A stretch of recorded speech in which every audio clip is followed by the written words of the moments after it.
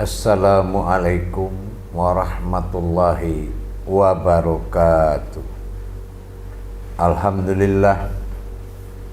Alhamdulillahi rabbil alamin. Assalatu wassalamu ala ashrafil anbiya'i wal mursalin Sayyidina wa maulana Muhammadin. Asyhadu an la ilaha illallah wa asyhadu anna Muhammadar Rasulullah.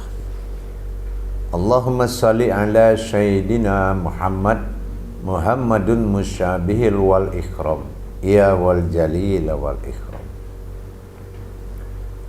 Allahumma salli wa sallim wa barik wa karim azanul nabil karim. Ihdinil lazi min jamalika wa innal lazi fin jalalika wa innahu fin kitabika. Rabbi Allah ya karim. Mutahirin wal mujahidin, ittaqullah wa ibadullah. Alhamdulillah, segala puji syukur kita panjatkan kehadirat Allah Subhanahu wa ta'ala atas limpahan karunia rahmah dan hidayahnya, serta dengan izinnya juga kita dapat menjalankan amanahnya, beramal dan beribadah zahir batin dunia dan akhirat. Bersalam kita tidak akan pernah kita lupakan. Marilah sama-sama kita panjatkan kepada junjungan kita Nabi Allah, Nabiul Akhirul Zaman, Rasulullah Muhammad sallallahu alaihi wasallam. Atasnya kalimahnya kita kalamkan dengan membaca Allahumma sholli ala Sayyidina Muhammad wa ala alihi Sayyidina Muhammad. Alhamdulillah, bertemu lagi dengan saya Guru Mursyid Syekh Nur Muhammad Buya Irwan Maulana Al-Khalidi, Sumatera Barat, dalam makom majelis zikir Ma'rifatullah, tentunya dalam channel kesayangan kita Buya Pasaman Timur, channel Thalabul Ilmi, yang insya Allah mudah-mudahan bermanfaat untuk kita bersama.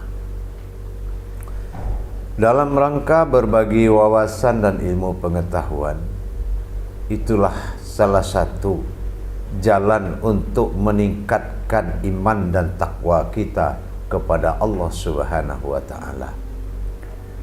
Insya Allah, hadirin, pada tayangan kesempatan yang diberikan oleh Allah yang sangat kita muliakan ini, tentunya saya akan berbagi wawasan tentang wujud tajalli Allah. Wujud tajalli Allah disebut dengan wujud tajalli sirullah. Pemahaman ini perlu kita tingkatkan. Kenapa?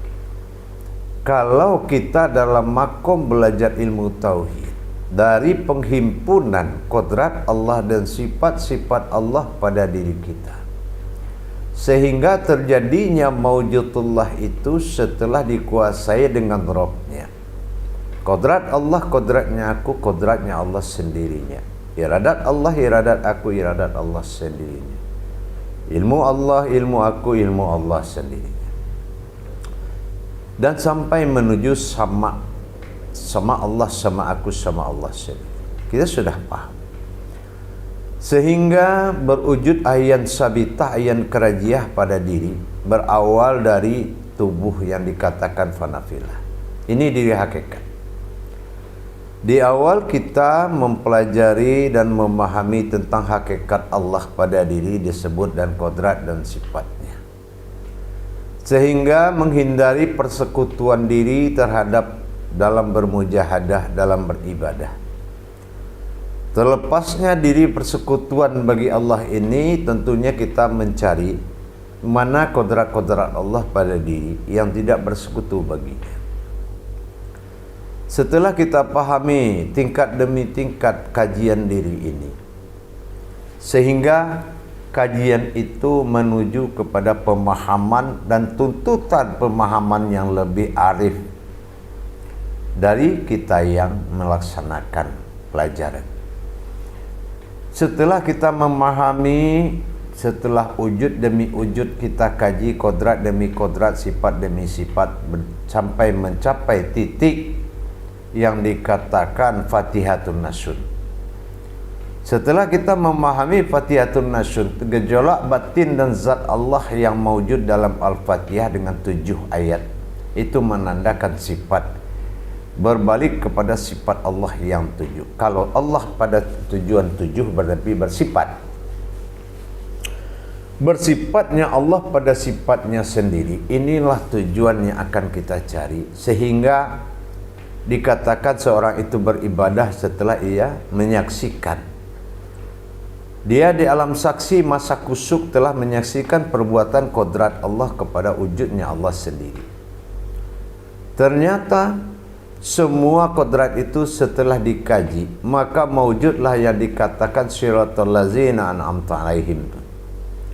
Artinya telah berdiri diri sifat Allah dalam menerima ibadah dari umatnya. Diri sifat Allah itu an'am, ini sudah jelas. Mewujud dari alhamdulillahirabbil alamin, alif awalnya nun akhirnya an, si wujud an, maka adalah mewujud batin Allah. Wa antasiratil ma'am, artinya menuju sifat nyata. Kalau sudah bersifat nyata sifat batin Allah dan jatuh kepada si wujud am yang terlihat, an adalah batin, am itu terlihat, dan ini adalah mewujud sifatnya.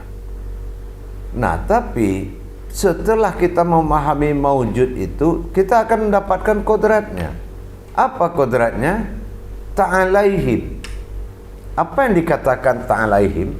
Inilah dia. Siratal ladzi, sesungguhnya diri yang suci itu. Diri itu. Na, aku, an, batin, am terlihat, ta'ala Tuhan, him diri. Sesungguhnya telah terwujud diri batinku yang terlihat. Itulah diri yang berkodrat ketuhanan. Tuhan yang bersifat pada diri kita. Bukan menandakan Tuhan itu umat, tetapi bersifatnya Allah dalam keumatan.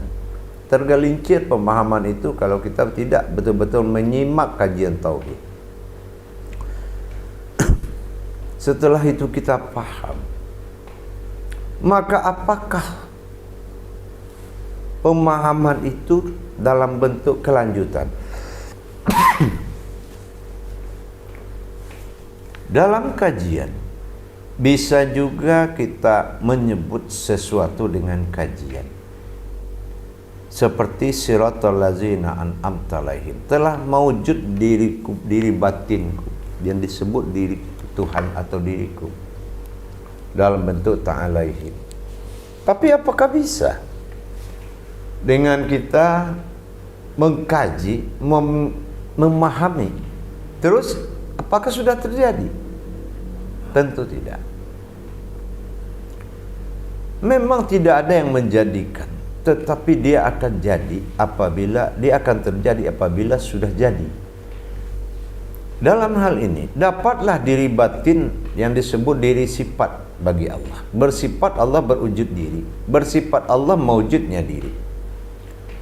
Akhirnya kita sudah mendapatkan bahwasannya Fatihatun Nasyun itu sebetulnya sudah terjawab dengan adanya sebuah diri keumatan atau nasyun. Nas itu umat, unnya itu adalah batin, nasyun.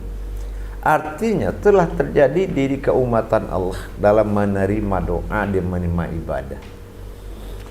Terbentuklah diri tersebut di dalam kodrat Al-Fatihah, sehingga tidak ada kesulitan bagi umat Muhammad untuk melaksanakan ibadah, karena tumpuan atau sasaran dari mata batinnya di dalam berdoa melalui sebuah kodrat bernama solat itu sudah terlihat titik terang.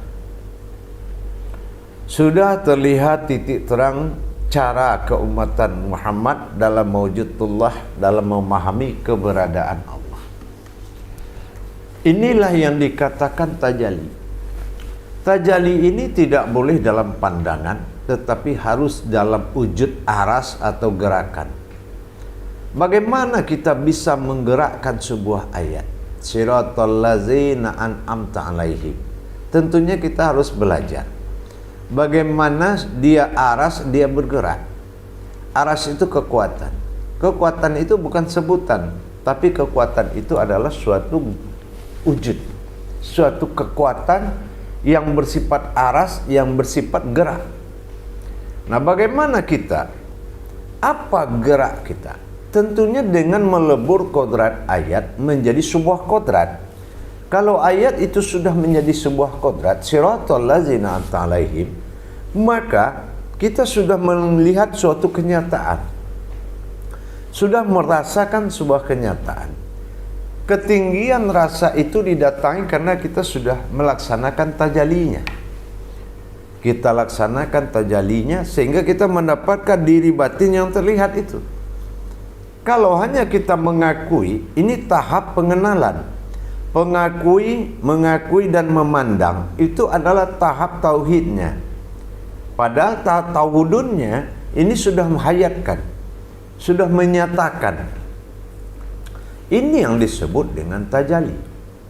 Tajali itu adalah suatu kejadian yang harus dijalankan oleh arasnya Allah, oleh sebuah kekuatan Allah. Jadi bukan sebuah pengakuan, tetapi sebuah kekuatan yang ditajalikan, yang dijalankan. Jamaah yang dirahmati Allah, rahimakumullah. Para kaum muslimin dan muslimat, rahimakumullah. Terlepasnya kita dari prasangka adalah praduga dan kira-kira. Ini yang harus kita hilangkan. Maka prasangka ini sebuah wujud yang bisa dinyatakan. Maka kita berprasangka kepada wujud yang nyata. Beda kita kalau umpamanya belum bisa mewujudkan sebuah kodrat ilmu, maka prasangka itu masih digolongkan kepada kira-kira atau menduga. Nah, jadi apalagi kita sudah belajar tauhid.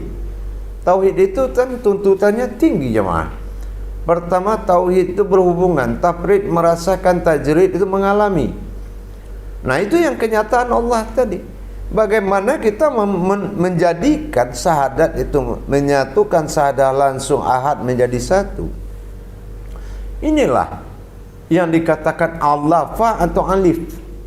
Jadi kalau kita menyatukan kodrat Allah ihram tadi, ini pasti memiliki cara tajali. Tidak mungkin ada sebuah ayat tanpa tajali.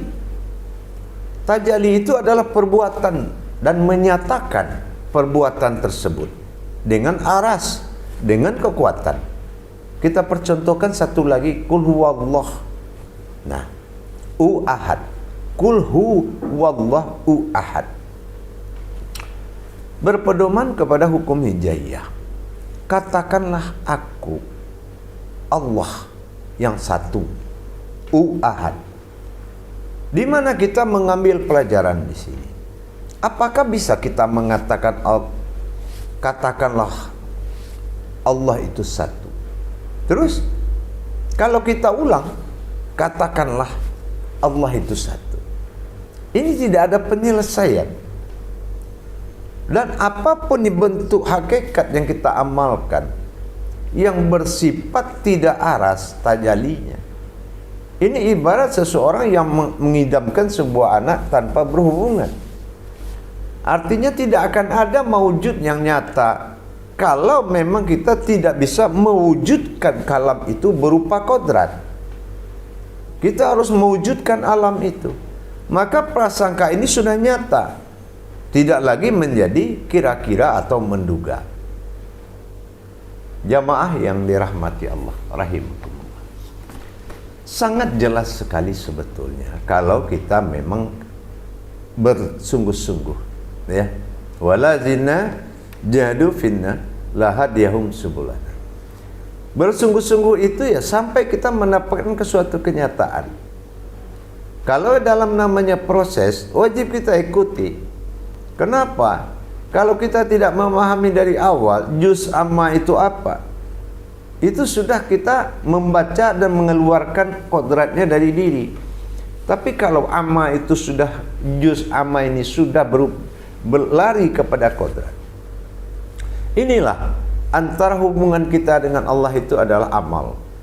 Ya, ada amalnya yang bersifat ibadah, amal-amal bersifat kodrat. Jadi setelah kita memahami tajalli itu sebetulnya apa, itulah perjalanan yang dilakukan dari hasil melebur ayat itu menjadi kodrat. Nah, kodrat inilah yang akan dimunculkan sehingga nyatalah adanya.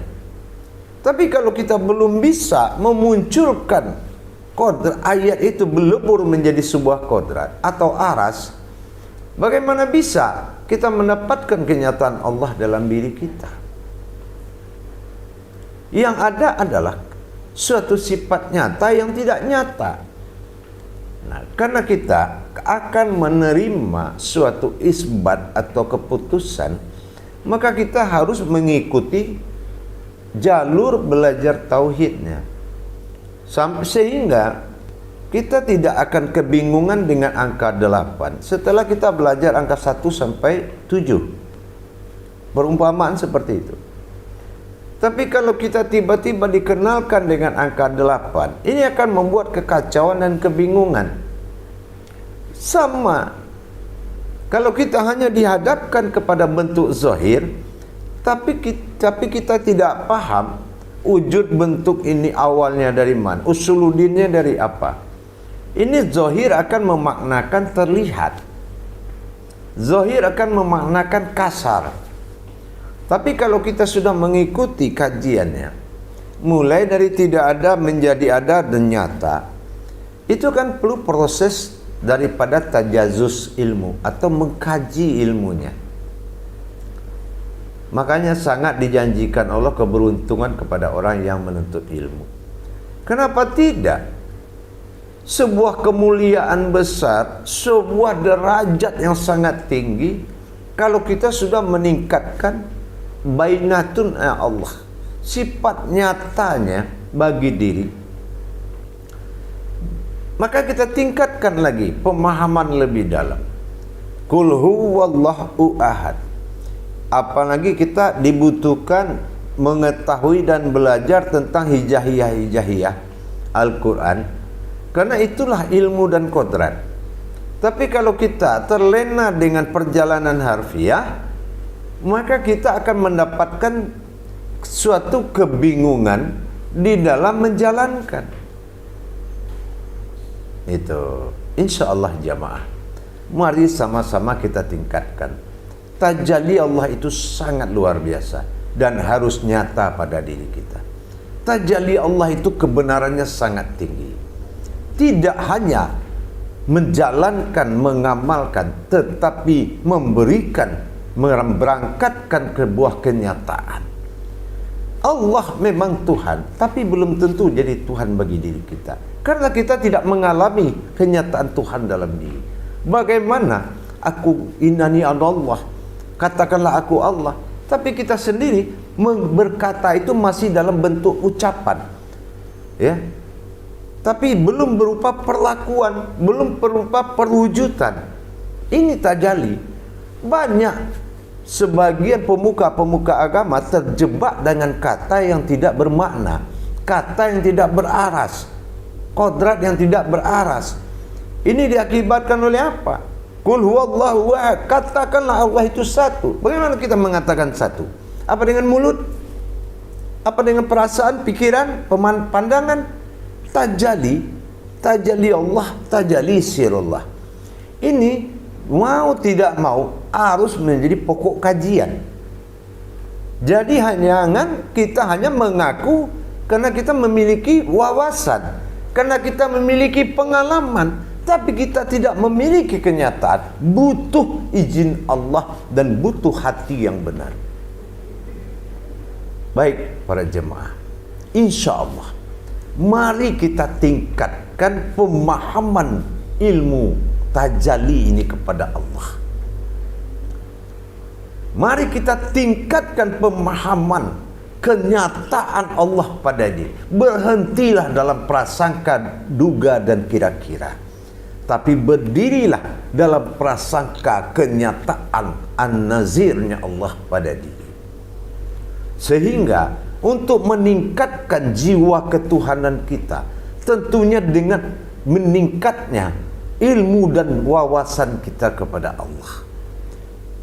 Dengan meningkatnya wawasan keilmuan kepada Allah akan meningkatkan nilai ketuhanan dan nilai diri. Kenapa?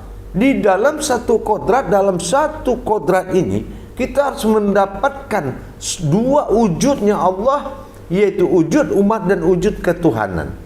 Sifatnya gitu ya, sifatnya inilah yang harus muncul. Karena penetapan isbat dalam penentuan Tuhan dan keumatan dalam satu kata Allahu Akbar, ini keputusan. Kalau ini tidak selesai, maka semua perbuatan ibadah itu tidak akan benar. Maka lebih awal kita dulu mengkaji diri. Ya, bukanlah sebuah diri yang harus dikaji, tapi tajalinya mengkaji diri, karena diri ini adalah kodrat yang dihalalkan atau nafsaun, ya, nafsahunya. Keakuannya Allah, diri yang bersifat keakuannya Allah yang selalu diikuti dan belajar. Otomatis dalam penetapan nafisnya diri, menafiskan keakuan diri, setelah kita belajar memahami kodrat dan kesifatan Allah pada diri kita, tentunya di jalur ilmu tauhid. Untuk dasar boleh saja kita punya pengalaman pemahaman di sisi ayat, tapi kita tidak berhenti dalam pemahaman dan pengetahuan, tetapi kita berhenti di dalam sesuatu yang betul-betul kita wujud di dalam itu, kita mewujud di dalam itu, kita sir di dalam itu. Sehingganya apa? Sehingga jelas nyatalah mana keumatan Allah pada diri dan mana ketuhanan Allah pada diri yang berwujud sebuah diri. Nah, diri ini dia akan ternapis setelah kita menyatakan sesuatu yang berdiri. Mencari diri dengan diri, ketemu diri bukanlah diri, melainkan sesuatu yang berdiri. Insyaallah, mari kita tingkatkan bahwasanya pengetahuan syariat sampai ma'rifat itu dinyatakan kebenaran tertingginya adalah tajalinya tadi. Tajalinya Allahu samad, Allah aku, Allah Tuhan, hu aku samad, meminta. Nah, kalau kita tidak paham tajalinya, kita akan berasumsi syariat apa? Allah tempat meminta. Tapi dipahami kepada hijahiyah akan memaknai sebuah ilmu yang sangat luar biasa. Sama dengan kul hu Allah hu ahad, kul hu Allah, kul katakan hu aku Allah Tuhan. Bagaimana cara kita mengatakan Tuhan kita bernama Allah? Apa cukup dengan ucapan? Tidak. Semua ada tajalinya. Insya Allah jemaah, mudah-mudahan mari kita tingkatkan pemahaman sehingga naiknya derajat diri, maka naiklah nilai derajat ibadah kita. Mudah-mudahan bermanfaat. Semakin kita menyatakan dan mengangkat derajat diri dengan pengetahuan, insya Allah mudah-mudahan kodrat inilah awal kebenaran. Kalau belum jelas mana kodrat keumatan Allah pada diri, mana keumatan diri pada Allah di dalam satu kodrat bernama diri, insya Allah kita belum mendapatkan ijabah apa-apa. Makanya kita harus mendirikan dan mentajalikan, tentunya dalam makom yang diperkirakan untuk dinaikkan. Jadi tidak lagi berupa ucapan, tapi sudah berupa aras dan gerak. Bagaimana menggerakkan ayat? Mungkin sebagian umat menjadi satu kebingungan. Tetapi ingat, aras itu adalah kekuatan. Ayat itu adalah arasnya Allah. Dia kekuatannya Allah. Tidak akan bernama alif garis lurus tanpa ada zat batinnya Allah dalam huruf itu. Inilah kodrat. Maka untuk mencapai titik kebenaran harus bermakom tajali sampai belajar ke tingkat tajali. Insya Allah bukan tajali pandang, bukan tajali asma, tetapi tajali kodratullah. Insya Allah mudah-mudahan mari kita tingkatkan niat hati, luruskan, jangan merasa nyaman hidup tanpa Allah. Assalamualaikum warahmatullahi wabarakatuh.